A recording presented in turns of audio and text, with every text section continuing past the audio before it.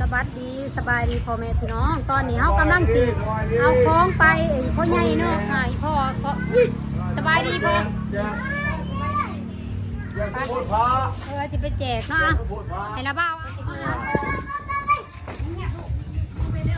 ใช่หรอยังไงฮะอะไรฮะจะเห็นมันว่าเห็นนี่จะมือจังกูว่าพวกเขาเนี่ย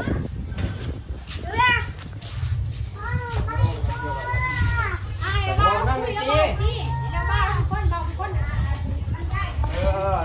เขาแจกของทุกคนฟ้าคือนั่นก็ได้ดีอันนี้ของเจกงเพิ่นสิไปร่วมท่านมีน้ำมีโลแน่แล้วก็เขาสังขยาแน่แล้วก็เป็นบุญแน่เด้อพี่น้องเอ้ยเพราะว่าบุญสมโภชฝ่าเดี๋ยวเพิ่นสิไปเฮ็ดโรงทานไปแจกให้ผู้คนกินแล้วก็มีน้ำแน่มีบุญมีเขาสังขยานี่เขาสังขยานี่จะได้115กล่องตัวนี้นี่200อันนั้นเป็นบุญนี่295กล่องแต่การน้ำวิโรนี่ผู้ดีเต็มเลยคันหมดผู้ดีซาเล้งหนึ่งคนว่าซาเล้งหนึ่งแต่ว่ามีน้ำใจใส่ซาท่าเพิ่นไปเห็นลงทานแจกให้ที่ให้น้องกินที่มาชมโปรดพระขอให้นั้นบุญกุศลแก่ลูกแก่ร้านอยู่ดีไม่แห้งต่างไรไข่นี่ที่ว่ามีน้ำใจใส่ซาท่าไปแจกลงทานเห็นลงทานให้พี่ให้น้องให้อยู่ให้ร้านบ้านเมืองบอกว่านี่ค่ะบอกเขาเลยจะเอาไปใส่เขาไปให้ไปแจกยันเขาว่าเขาไปแจกคนเขาเพราะว่าคนขับรถคนขับรถจะเอาเจกงเจตู้เจตู้พายทงใหญ่ๆปุ่นโอ้น้ำได้บัดนี่น้ำเด้อชาเด็กร้านชาอีกไม่ใช่เลยนี่กระดูกเจกงไงนี่เจกงไงนี่ลูกกุ๊กเนาะ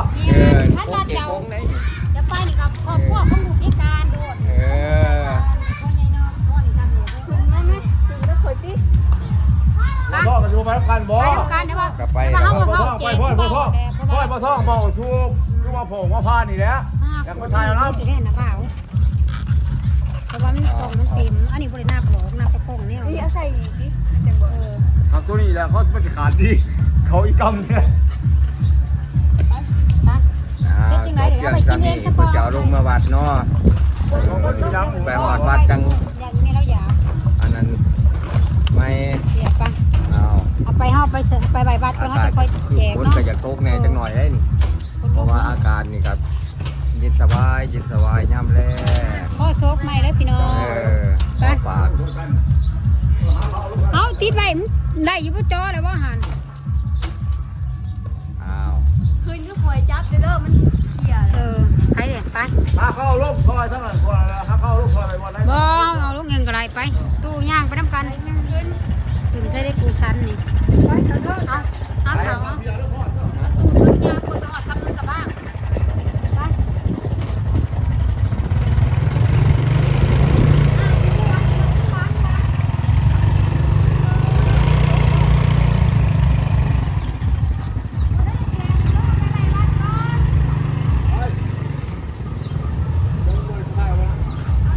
พอจะยืนเนาะ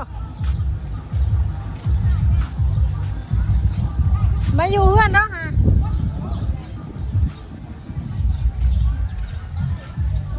มาหอดแล้วพี่น้องเตรียมของเต็มรถซาเร่งขั้นนึงเนาะ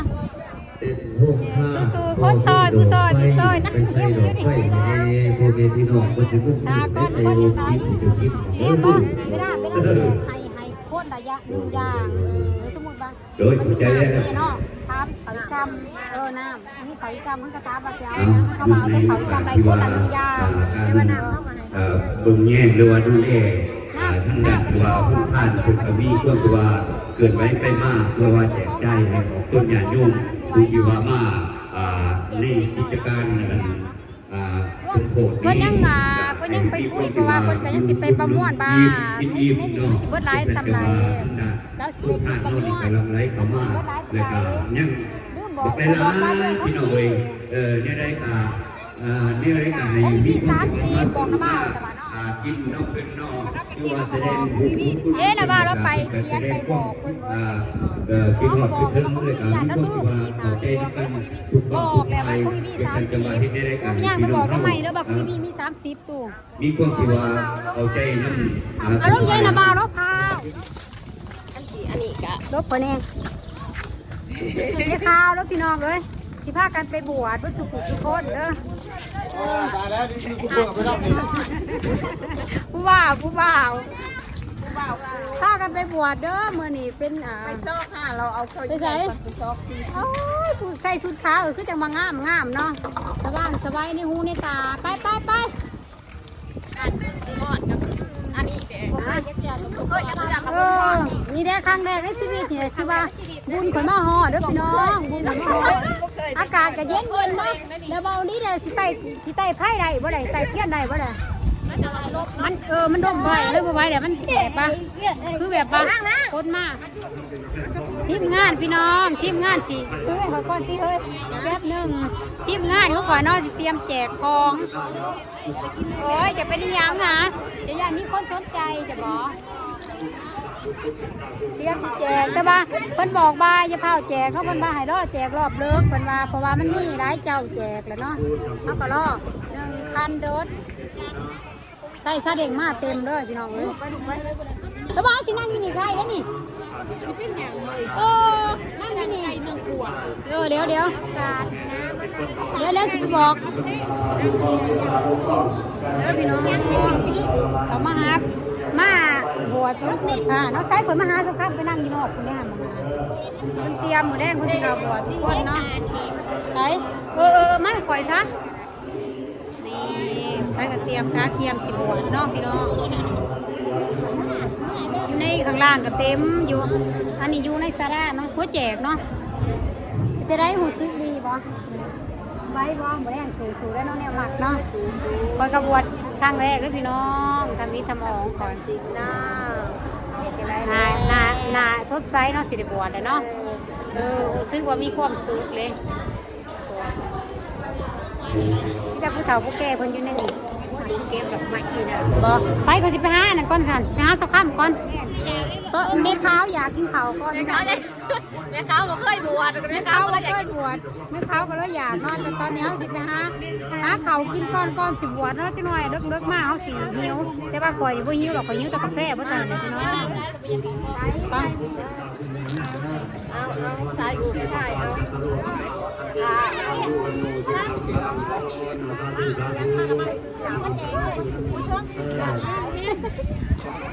ได้ก็ว่าสิได้น้ำรังเพิ่นว่า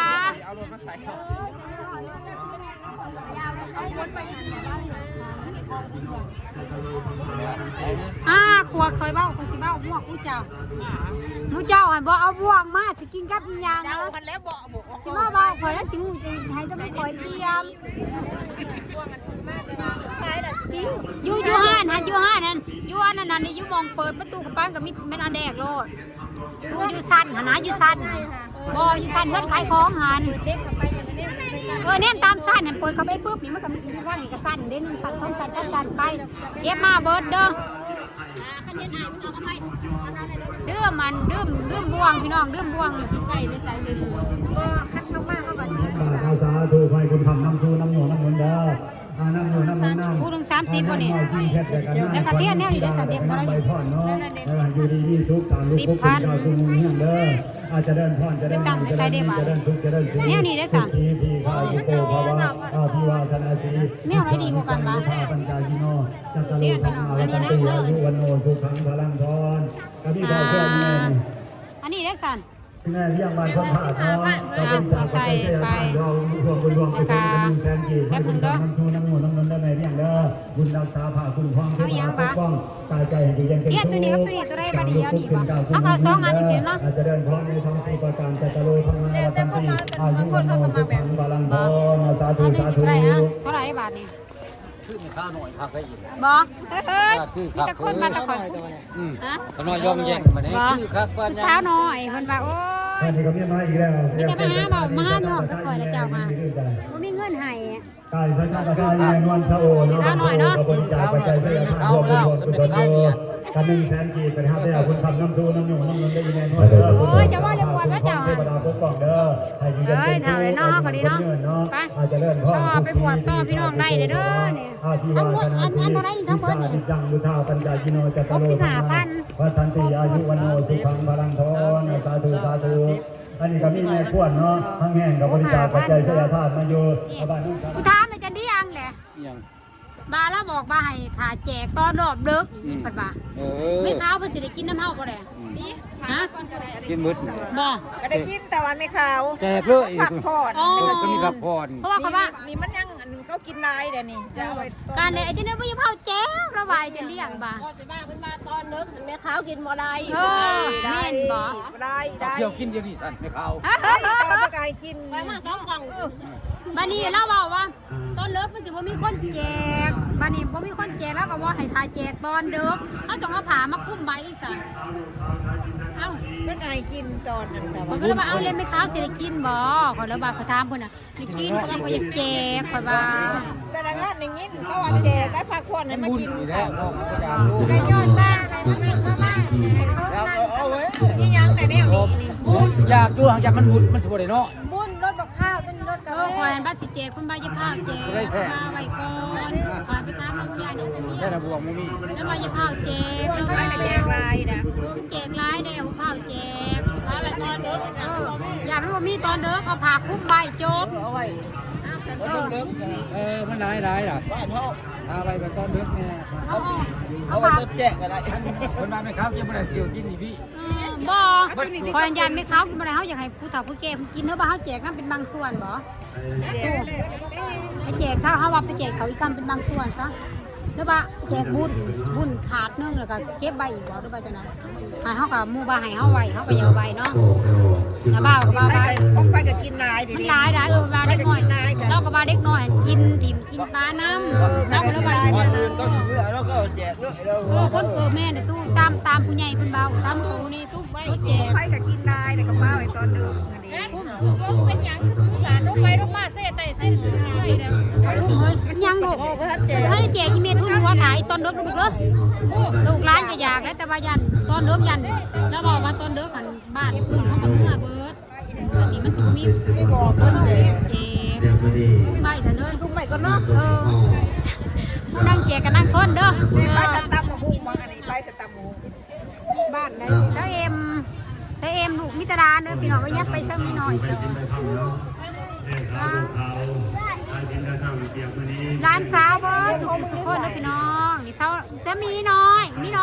อันมากองป้าในลูกจะซื้อเนี่ยน้ำมาซื้อจังไรมีน้อยบ่ลูก ไปซื้อนี่หน่อย มีน้อยรัศมีเนาะซื้อรัศมีเนาะอันนี้อันเช้ามีน้อยอันนี้เช้าเอ็มมีน้องเช้ามีเอ็มยิ้มในที่ลูกสบายดีก็หนุกสบายดีซื้อเอ็มมีเนาะ โดย มีแฟนแต่บ่ได้ค่ะโสดโอเคโสดขนาดจะมู่หวานบวชก็จุกุสุคนเนาะนี่อันนี้ลูกสาวอันนี้ร้านสาวอันนี้ได้สันนิกร้านคือกันได้ค่ะนี่กร้านเนี่ยมันที่ร้านจะว่าเป็นจังไรเด้จะบอกว่าเม่นว่าจะบอกเม่นร้านหรือว่าจะกร้านคอยกร้านอันนั้นร้านสาวหรืออยู่อันนี้ก็ร้านสาวคือกันแต่ว่าใหญ่แล้วร้านเถาร้านสาวอยู่ม.หาร้านเถาอันนั้นผู้นึงเพิ่นว่าออกเลยเอื้อยกับน้องกันออกเลยอันนี้ก็ลูกสาวม.หาคือกันเนาะอันนั้นก็ร้านอยู่ม.อะไรเด้อันนะคะม.1บ่ล่ะป.1ลูกเพิ่นมาถ่าแจกของน้ำแม่เพิ่นไปต้นได้ร้านก็หนาวเอาผ้าห่มมุดติลูกอ่ะห่มบ่ล่ะฮะห่มมาถ่าแจกของเพิ่นมาแจกรอบเลิกได้ลูกร้านหลายร้านได้เด้อพี่น้องก็มีแต่โสดๆทั้งนั้นกับบวชบ่ได้จะบวชโสดจีบได้บ่ล่ะ จีบได้ ซื้อเอ็มมีเด้ออันนี้ซื้อเอ็มมีอันนั้นซื้อรัศมีบ่ค่อยปากหรอกกับหมู่บ้านน่ะเป็นแบบคนมืดๆครึ่งๆโลด โทษ ก็โซนบ้านก็ดี โซน มีน้อย โซนจริง โซนบ่ล่ะโอ้ด้านสาวข่อยด้านสาวข่อยก็โสดสัตว์เป็นด้านข่อยมีแต่คนขี้ได้ได้ดิจังได้โสดทุกคนโอ้ยอันนี้โสดเท่านี่เด้นี่เขาอยากมันบ่มีคนสิเผาแล้วอาจจะเลี้ยงแล้วมาจะแจกกันแจกกันคนมาแจก โอ้ยมาไป แล้วมาจะแจกตอนจังม่วงเลย บอกว่าแจกก่อนที่ลึกๆก็ได้ บอกคนให้แจกเลยเพิ่นว่า เชื่อแล้วแต่ได้อันนี้ บอกกันจะว่าให้แจกเลิกๆก็ได้จะมาเด้ป้าแม่นได้สั่น บ้านลื่นเข้าเมื่อเบิด ป้าแม่นได้สั่นจะสิเมื่อล่ะบ่ถ้าแจกกันติ หน่อยใช่ไหมในบุรีรัมย์ ให้จะได้บ่ทันได้แจก พอแล้วจะเอาก่อน ให้จะได้แล้วว่าแล้วว่า นะว่าแจกก็ยากแล้วก่อนเอาก่อนเอาละบุรีรัมย์เอาบุรีรัมย์นะ ยิ้มเอาอย่าง กูจะมาส่งเขา มาแจกซอยเขาได้ที่สั่ง มากกับมากบุญแดด มาเด้อ เขาไม่ตะปิกนี่พากไม่ได้ร้านหายน้ำอย่างนี้ดีนะ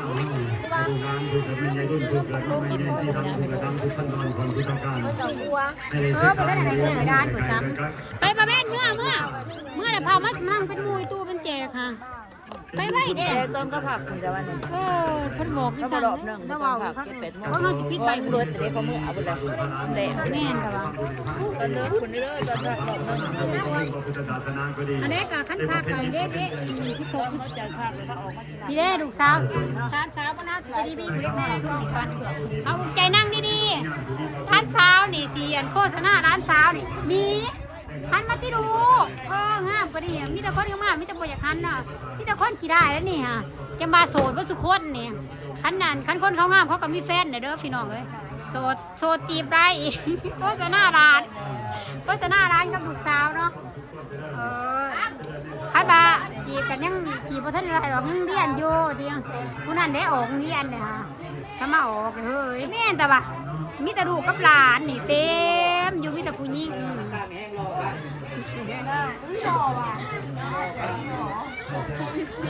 เบิดเดี๋ยวสัตว์ขายดีเนาะเอ้ยจะมาขายดีแต่ใจสิบวัดบ่โอ้ดีเนาะเอ้ยจำเป็นเขาจำศีลนะบ่เนาะเพราะว่าสิแจกแล้วบอกว่าเขาทาแจกก็มันแบบว่าบ่ค่อยมีคนอยู่นะเพื่อสิเลิกเนาะแม่นบ่จ้ะบ่เลิกเพิ่นมาทาเขาผักพอเด้อว่าผักแม่ค้าเขาก็กินได้บ่มากินได้อะไรนะกินได้บ่ข้าวเดียวก็เฮาก็พาไปแจกวับเนาะโอ้คนเพิ่นมาแจกสิ่งแจกของก็เบิดเซตเด้อพี่น้องเอ้ยเบิดเด้อเพิ่นก็เตรียมสิเข้าศีลบัดนี้จำศีลแล้วบัดนี้ได้สุดขาวเบิดเนาะข่อยนี่เช้าเวียนอยู่ทำจำศีลแล้วบัดนี้เนาะใช่เด้อกันบ่ผมนุ่งเสื้อกำลังนุ่งเสื้อเนาะไปเบิ่งรอบๆพี่น้องเอ้ยพี่หน่อยก็ได้เพิ่นมาเอาของแจกเนาะแต่ว่าของข่อยบ่ทันได้แจกเพิ่นบอกว่าให้ข่อยแจกรอบเด้อเพราะว่าข่อยเป็นคนพื้นที่ในบ้านให้คนบ้านอื่นมันมาแจกก่อนเนาะเพิ่นว่าข่อยก็เตรียมสิบวชคือกันสิเขาอยู่น้ำลูกน้ำหลานนี่ก่อนบัดเลิกออกรอบนึงแล้วจังสิไปอยู่น้ำเด้อนะออกรอบเลิกจังสิมาอยู่น้ำบัดนี้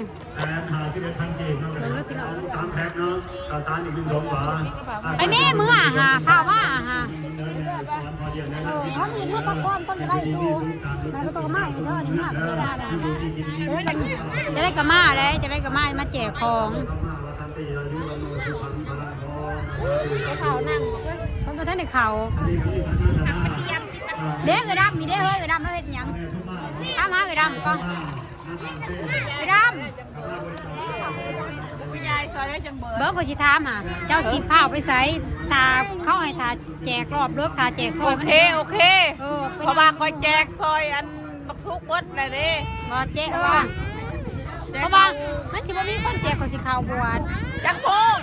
เพิ่นบอกว่าถาเพิ่นออกมาอีกเพิ่นบ่าไอ้จินเลี้ยงแล้วบอกว่าถารอบเลิก เลิกกัน9 โมงคันเลิก อาจจะมุ่ง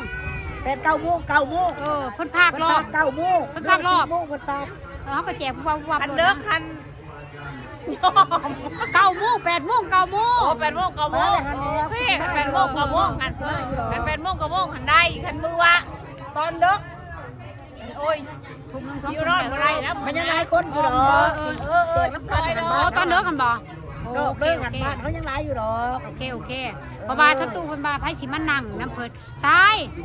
เพิ่นนั่งจะคอผู้เดียวนะตอนเลิกค่ะ เลิกจะได้ย่างเบิดกับพงท่านย่างเบิด โอเค บางเราเองย่างเบิด เนี่ยนะนะเออ ไผให้คิวว่า ได้คนทองเงี้ยด้วยสาธุเอาบ่นี่เขานี่ไม่น่าไปกันจะดีเนี่ยเออหน้าเบิ่งในหน้าพวงโอ้ยป้าเขาจะบ่เคยไปบวชบ่เนาะเจ๊ ไปกับถามมาแจกเลยบ่ บ่เพิ่นว่าก็คือไอ้เจเรียนเก่าแล้ว ผู้ละคนเขากะบอกมา แม่เนี่ยเอาบ่แม่ นะครับพอเสียเสริมจะเลิศ อันนี้อะไร ทางเจ้าภาพเจ้าสักผ้า บุญจะมีเอาบ่ ว่าจะเป็นเจ้าภาพเจ้าสักผ้าสา ยังก็ พุทธรูปเนาะ เอาอันนึงเป็นแม่เล่าอัน ย้ นึ อน ง บุญญาบารมีสงฆ์ที่เจตาให้เราตั้งใจเลยเป็นในที่งานพุทธะ แจกแม่แม่บัว พุทธรูปการพุทธะพิเศษ ไปเจ้าไปสิเขาบวชแล้วต่อไปพี่น้องเขาเลยเด้อบัดนี้เด้อ ขาดก็ได้ตรงไม่สักผ้า เอาเขาเห็นมันตาย ของดีของต่าง บริหารตุยเด้อ ก่อนกูเป็นมึงกูสิเบิกเลยออกเลยบ่เป็นมึงไหน พูดทนาได้เขาไปอีเมลอ่ะบ่ เอาไปเลย โอ้ยยังบังอ๋อ บุญเด้บุญเด้บุญเด้ บุญเด้เด้อ ไปตั้งแต่ไปที่บุญจะเรียกไปตั้งแต่ไปที่บุญก็จะทำสิบวันกว่าวันมาเท่าก่อน10 วันก่อนแดนพระโหกมันจะประจบประจำประโยชน์กับพระคุณครูเป็นศาสตร์ทั้งก่อนทั้งตัวเด้ออีกคนหนึ่งเป็นบ่อแต่ของพยาบาลจะได้บ่อตึกมาตุสระอาจารย์แดง เจ้พูดแม่ อาจารย์ก็จะจะได้บ่อตึกมหาจังหวัด ยังไรเด้อบัดนี้ยัง คือว่าขอบคุณงาน บุญจ้าบุญ ส่วนนี้เป็น จะโค3เนาะนี่เนาะเอา เวลา ใส่ ขอเสียเสื้อ โอเคก็ตายเฮียว่าเดี๋ยวก็ถอยก็ไปยังไม่ได้อ่ะ เพราะว่าจะเป็นเจ้าภาพเจ้าซักผ้า แจกบุญพี่น้องแจกบุญแม่ขาวแจกบุญแม่ขาว เรียกพวกพ่อแม่ตา อะไรเขาอีกครั้งนี่บุญ สามเกิดมือ อะไรบอกวันนี้ ในผู้ตู่คำพิโดขอเจริญพรน้องเกี่ยม อันมาท่านนี่ต่อก่อน แม่ตา มาเราแจกบุญแม่ขาวเพื่อนพี่น้องเอ้ย น้องไอ้ตาเกี่ย เต็ ม มตะกร้าเด้อเสือมาใหม่ มันบอกครบบุญแม่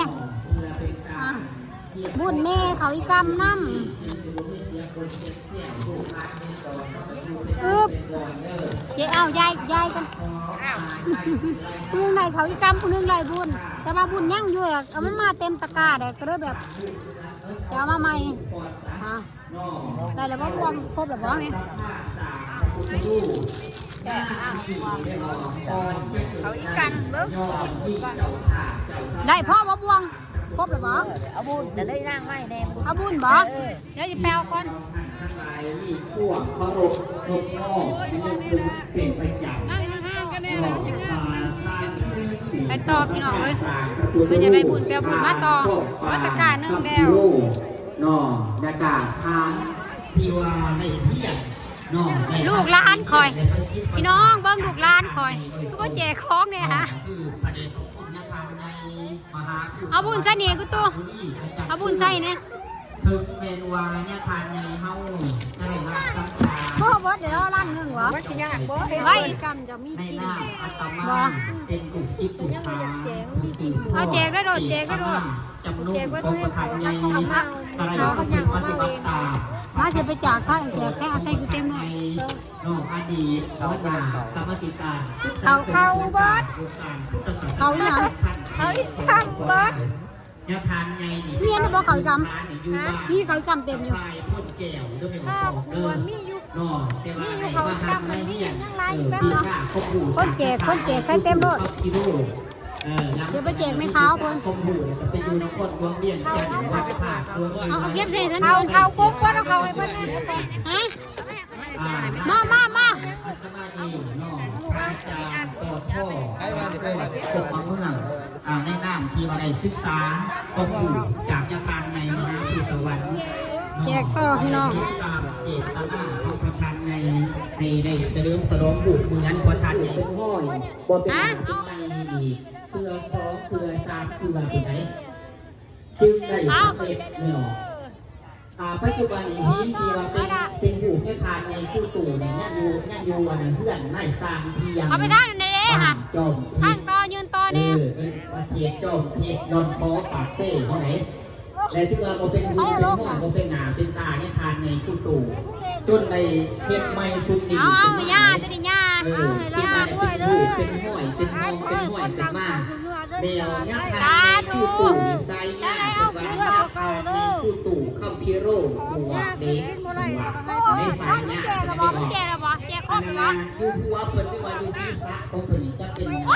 การซักยั่งบวกเด็กที่ขีดได้บอกตอนนั้นนักทานใหญ่ในน้ำอาจารย์ตัวสำเร็จจุดหนึ่งที่ว่าสำเร็จนี่อันนี้ทานไอ้ผู้ตู่ให้วิขี่เรื่องวัดอยู่หัวแต่บัดดื้อใส่สร้างหันดื้อไม่ออกดื้อนั่นคือมืดไหนตามนักทานในเพิ่นว่าโอ้เพิ่นว่าอาจารย์ขาอาจารย์นี่ขอตีบนหนึ่งเด้อเพิ่นว่าเนี่ยทานตีบน ปัจจุบันนี้ก็ได้ เอาบวช กำลังเดินทางมาหอดคนดวงคนแปลงไก่เสือหมอดพวกเราแล้วฉะนั้นทำไม่ออกได้ผู้ใดที่ยังเขี่ยวยังสันจากซีเงินหอดผู้ใดที่ปวดแขนปวดขาเขานำมาได้เยี่ยมเด้อพอเวลาของเราวันนี้ไปได้ทางและทางและทางในเพิ่นขึ้นมาตรงนี้แดกกระทางในทั้งกระทางในนำทำในออกเพิ่นเติมในนำทำในออกเพิ่นเติม สิเพิ่นสิเข้าแล้วบ่นี่เพิ่นสิเข้าแล้วบ่นี่คนพาเจ๊เข้าไป โอ้ก็ตัวปานนี้กันแน่ในนำกันเติมในนำกันเติม แจกเรียบร้อยเลยพี่น้องตอนนี้สิเข้าก่อนก่อน ขึ้นมาหาอาจารย์แน่2เทื่อเด้อเริ่มแล้ว แจกบุญกับเขาอีกำเบิดแล้วก็น้ำต่อแล้วพี่น้องน้ำต่อยิบเลยรอดกาวรอดโอ้ยอัน10 วัน20 วันเลยก็อีแต่บางคนท่านได้กินยังเลยแล้วนี่ เริ่มความลำบากที่จะไม่ใกล้แต่พอให้สุดท้ายขายผ่านกัน รอใส่ทำน้ำในเด้อรอน้ำเด้อ พอให้ทำไม่ออกพ่ออยากเป็นใจสัก เรียกของเด้อ เรียกของเลยค่ะเรื่องการงานการตัวเรื่องตัวผู้หักตัวมาผู้ต้องสมัครการอธิบดีขึ้นต่อท่านก็สอยได้ก็เมื่อแน่เป็นแก้วเด้อบังเด้อจะบอกแล้วว่าสิเขาแจกต่อพี่น้องขอมาโหกจะบ้านสิ่งที่ประกอบระบเอาประเสริฐเจ้าบังเกิดได้โดยกาพัฒนาจะได้ขออะไรสิ่งนั้นสมนังใจป้องอะไรเป็นเจ้าของเงินทองแจกน้ำมาดิแจกน้ำต้องไปออกเข้าหลังจากที่ท่านมาหอดแต่ทน เป้าแจกเป้าเขาจักใส่กับเบิ้งทำมีแม่ค่ะแม่ย่าโมเห็นทำนะไม่ได้นั่งแถวนี่บอก มาเป็นองค์ประธานในงาน ป่วยมาใหม่แล้วนี่เนาะ ปัจจุบันนี้เวลาเข้าป่ายับจอบมองเข้ามาแล้วพอแสดงแล้วนะครับในออกทางหาการเตรียมหลังจากที่เขาซื้อที่เข้าที่เตรียมสถานที่ครับสถานที่ทำท่าให้เป็นเพื่อนไปสำรวจกระดาษได้สั่งเพิ่มในจะบอกไปทั้งคณะพิธีในการสูบเยี่ยมตามระดับนอกก็จะนำขอตัวเพื่อนจะได้พอทำในออกคุณ มาดูแต่มาใหม่เอาน้ำไม่ได้จะอยู่บ้านได้แล้วนี่อยู่ว่าผู้รู้อยู่ว่าผู้จะไปเป็นใจเด้อให้รับไปด้วยสาธุห้องนั้นไรน้ำหรือเปล่าไปร้านก๋วยเตี๋ยวกี่รอบเลยนี่เอาหลอดไปรอแจกน้ำผู้วาย48 นาทียังมีเวลาอีก12 นาทีถึงจะหมด7:00พอดีพอกระสิรเขาข้ามใช้มองเขาเด้ เวลาก็จะได้ฝากไปน้อยนึงหลังจากที่เขาสู่วิธีบ่ายมาทำถึงสู่ปริตามงคลแต่คือว่าก็ได้เปิดเส้นใต้เที่ยงตามระดับ ไปบ่หอดจักเถื่อทางนั้นเอา เพราะฉะนั้นในการเติร์เซอร์ที่เริ่มต้นต้องไปออกบุญก็ดังงานไปหางานการเงินการประดับน้ำมันการบริหารการ ให้ได้บัดนี้นั่นจับเอาหลายบ่ได้ไปแจกข้าง อันนี้ที่เดินมานี้จะเป็นทางพระราชในสมพร รอแจกแล้วแจกน้ำพี่น้องเว้ยไปทางไหนละบาทนี่ เป็นในรัฐกาของกองวางง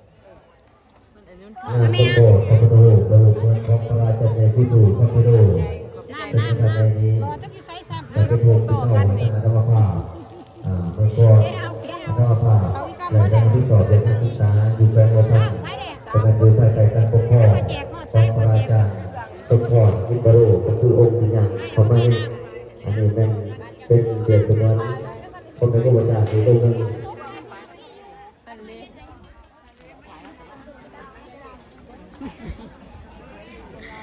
โอ้ยสาวน้อยเอาน้ำมาสาวน้อยนี่ออกน้อยเนาะนี่ขาวน้อยเนาะนี่ขาวน้อยอ่ะเอาเศร้ารถเปียกนี่ สนาสูงด้วยก่อนเด้อนิมนต์พ่อแม่ครูบาอาจารย์เราเพื่อจะได้ต้อนรับให้คุณประธานใหญ่คันเอาอยู่ไสละบาทนี่เมาตานี่ หมายนอสมัยก่อนต้นเนี่ยได้หรือเปล่าโดยได้เข้าสู่พิธี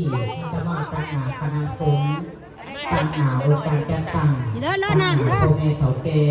ประชาชนชาวบ้านต่างๆและเจ้าภาพทุกๆฐานที่มาในตรงนี้ขอเพลสักข้าน้ำบ่อยากให้ต้นบ่อยากให้แซ่นอให้เงียบก่อนเสียงเป็นไปได้ก็ขอเพลน้ำเด้อนอแจกน้ำเสียงเกียงพ้นเพราะว่าสถานที่นี้เป็นสถานที่ต้องการพวกสมุนนอเพราะว่ามันเป็นมือที่สี่ ทำลายอะไรหรอพ่อดาก็ขาวหน่อยนี่เขาออกน้องเขาจังไรเอาลูกยืนไปลูก พ่อที่มาที่นี่นะนี่อะไรสนใจนี่แนวไหนอยากถามก็ให้แม่พันธุ์เอายืนไปเอาปลายืนพันธุ์ลูก เพื่อให้ครูบาอาจารย์ผลิตต่อปัญหาต่อลูกต่อไปเรื่อยๆต้นยาโน่ที่มาในมือนี้มีปัญหาอันใดขอพาดพบปะลูกแล้วให้ทาได้บัดนี้พ่อใช้ระบาดคือมีดอกได้บัดนี้ได้เดือนเดียวนึงหนูเอาครบเลยเนาะเพื่อเป็นการพุทธวิสัชนาอาจารย์เลิศมากใน3 เดือนเลยเด้อไปเด้อดอนเรียกเสียมาให้น้ำหลังนะอันว่างามสุดแต่ว่านะม้วนเขาแต่ม้วนเขาอีกกลมมางามสุดเลยกับพ่อได้มาลูกสาวกับหลานสาวเอาเนี่ยเขาได้นำไปเอาที่นี่กูจะแปลว่าใบนี่ที่อะไรจะน่าก็อยากได้หันเนี่ยไปยิบเอาว่าเบิร์ดหันเอามาเบิร์ดหันผู้หญิงลาผัวนี่บริดีได้ไม่ออกไอ้เด่นโทรศัพท์ผัวดูนี่ก็บดีมีแต่ผู้สาวได้ยินมาจากไหนเอาเพื่อนเบาอันนี้ผู้หญิงลาผัวพ่อเขาบริดาผัวเขาจะเขื่อนเนาะอันมีตารานกับดูกเลยพี่น้องเอ้ยอันเพื่อนบ่อยคอยนั่งน้ำคอยกระสิหอไปนั่งมองไม่เลยเพื่อนบ่อยคอยนั่งเพื่อนยันเขาได้ยินความลับของพวกเพื่อนกับบูจักแล้วนี่เลยผู้สาวร้านสาวนี่ร้านสาวญี่ปุ่นอาจารย์เลิศมากใน3 เดือนเลยเด้อไปเด้อดอนเรียกเสียมาให้น้ำลังพี่น้องขอบัวเด้อนี่ของปล่อยตัวนี้ไงขาวเต็มใช่แต่2 คนมาจากเมืองพ้นพ่อจะได้มาเกิดสัญญาณที่แรกในการงานช่วงเมาเราผู้ใดมีคิดจะหาเดินไปในร่างพุทธศาสนาขอเสียเสื้อเงารวมที่บุญคนหนายังล่ะใครเขาบอกเขาเนี่ยไปใส่กับถือไม้เขาเนี่ยเขาบอกจักก็ดีไม่ได้บอกบอกมากไปซื้อไปใส่ไปกับบอกพี่น้องเอ้ยคอยบอกจักเลยค่ะเพิ่นกับไปซื้อเอาแต่เพิ่นแต่ที่ซื้อมาเพื่อคอยนี่เอายังนี้ใจเอาเงินยังใจเนี่ยทางนี้เขาเห็นสายแขนนี่เอามาจะใส่ละโอ้บูซ่าเอาบ่เบอร์เขาก็สิไปหาเอาก่อนแต่ว่าเขาคือบ่ได้ถือเงินมาแล้วบัดนี้